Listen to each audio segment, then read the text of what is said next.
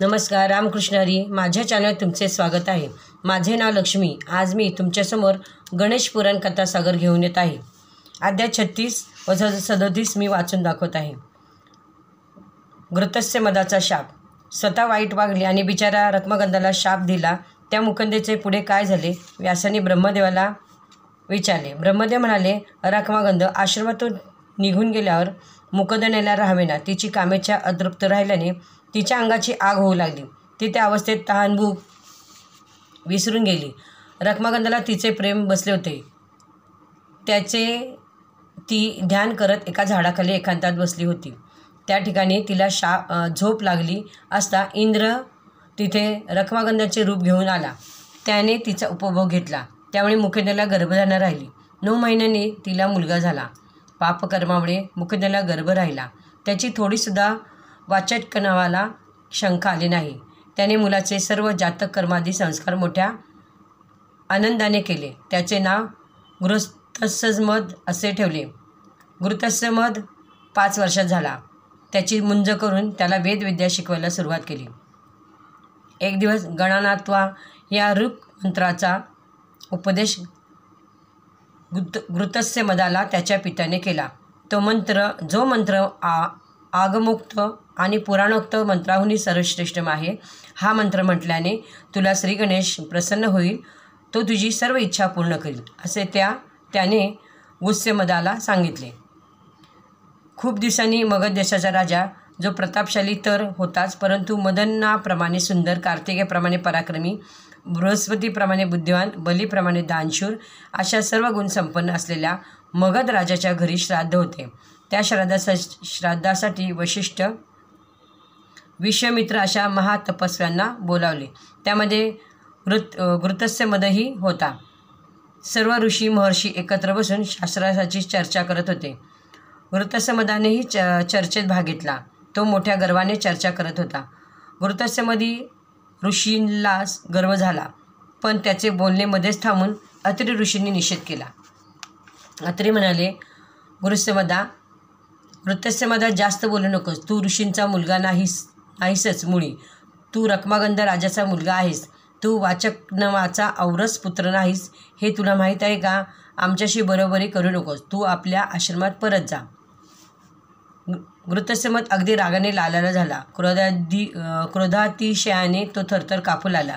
तो म्हणाला, ऋषीवर, मी रत्मगंधापासून झालेला नसेल तर मी तुम्हा सर्वांचे भस्म करीन. असे म्हणताच एक ऋषीने तेथून काढता पाय घेतला. तेथून तडक तो मुकुंदेजवळ आला आणि रागाने कडाडला. तू दुष्ट माता आहेस. सांग, मी कोणापासून झालो? मला अगदी खरं खरं सांग, नाहीतर मी शापाने तुलाच भस्म करून टाकेन. ते ऐकून मुकुंदा अत्यंत घाबरली, थरथर कापू लागली. नंतर तिने सर्व घडलेला प्रकार घृतस्यमदाला सांगितला. ते ऐकून क्रोधाने भडकून तो मातेला म्हणाला, मी तुला शाप देतो. दुराचारणी तू काटेरी बोर होशील. बोरीला पुष्कळ फळे लागतील, परंतु तिला कोणीही हात लावू शकणार नाही. हे ऐकून मुकुंदालाही राग आला. ती म्हणाली, घृतस्यमदा, की कशी असली तरी तुझी आई आहे मी, आणि तुला तर आता पूजनीय आहे ना. मग तू मला शाप कसा काय देऊ शकलास? मी सुद्धा तुला शाप देते की तुझ्या पोटी महाक्रूर, अगदी त्रैलोक्याला हादरून सोडणारा पुत्र जन्माला येईल. अशा प्रकारे दोन्ही मातापुत्राने एकमेकांना शाप दिला. पण तितक्यात घृतस्यमदाने हा इंद्राचा मुलगा आहे अशी आकाशवाणी झाली. मुकुंदाला शाप दिल्याने ती लगेचच बोरीचे मोठे झाड झाली.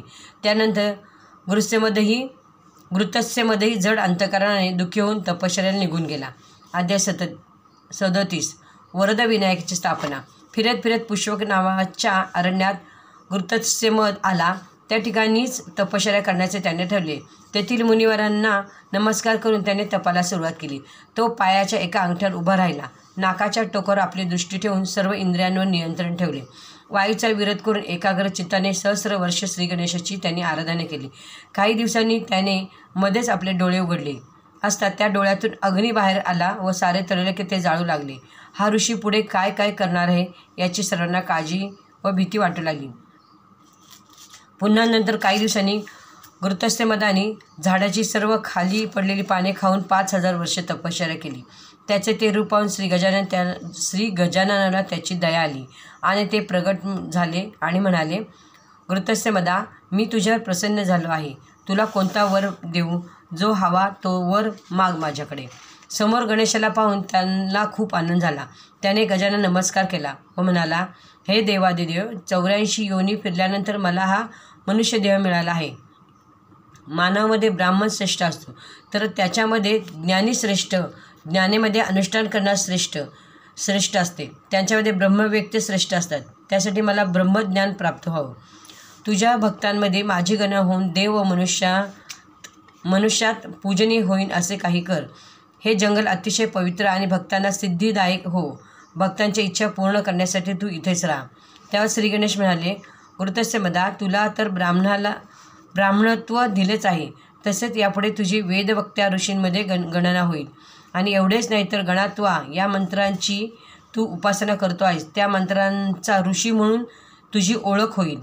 त्यामुळे तुझे स्मरण करण्यापूर्वी लोक तुझे नाव पहिले घेतील.